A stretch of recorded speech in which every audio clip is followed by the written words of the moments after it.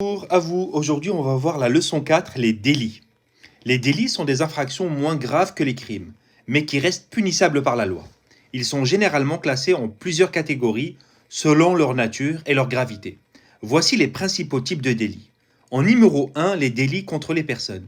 Ils concernent les atteintes à l'intégrité physique ou morale des individus. Parmi ces délits, on trouve les violences volontaires, coups et blessures, violences physiques ou psychologiques.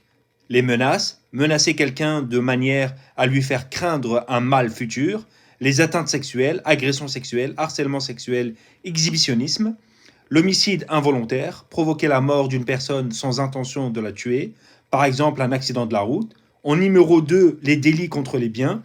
Ils visent la protection de la propriété privée et publique, le vol, prendre le bien d'autrui sans son consentement, le vol en réunion, vol commis par plusieurs personnes agissant ensemble, le cambriolage, pénétration dans un domicile ou un local avec l'intention de voler, la fraude, manipulation frauduleuse pour obtenir un avantage illégal, escroquerie, abus de confiance, la destruction ou dégradation de biens, détruire, endommager ou soustraire des biens appartenant à autrui.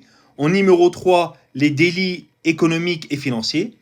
Ils sont liés à des actes qui portent atteinte à l'ordre économique, le blanchiment d'argent, dissimuler l'origine illicite de fonds, l'abus de confiance, détourner des fonds ou des biens qui ont été confiés à une personne, l'abus de biens sociaux, utilisation abusive des biens ou fonds d'une entreprise à des fins personnelles, la fraude fiscale, évasion ou optimisation illégale des impôts, les pratiques commerciales trompeuses, publicité mensongère, tromperie sur la qualité des produits.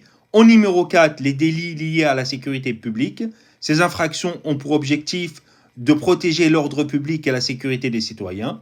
Conduite sous l'emprise de l'alcool ou de drogue, comme conduite d'un véhicule en l'état d'ivresse ou sous l'emprise de stupéfiants. Les violences en réunion, actes violents commis par plusieurs personnes. La rébellion, résistance violente à une autorité publique. La mise en danger de la vie d'autrui, par exemple par des comportements imprudents dans des lieux publics. Et enfin, en numéro 5, les délits liés à l'environnement.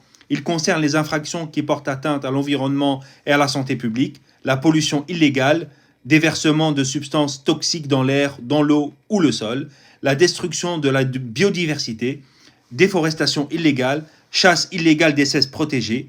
Les délits peuvent être sanctionnés par des peines d'emprisonnement généralement de moins de 10 ans, ou des amendes, ou encore des peines alternatives, comme les travaux d'intérêt général. La distinction entre délit et crime dépend de la gravité de l'infraction, la peine encourue pour les crimes étant plus sévère. Voilà.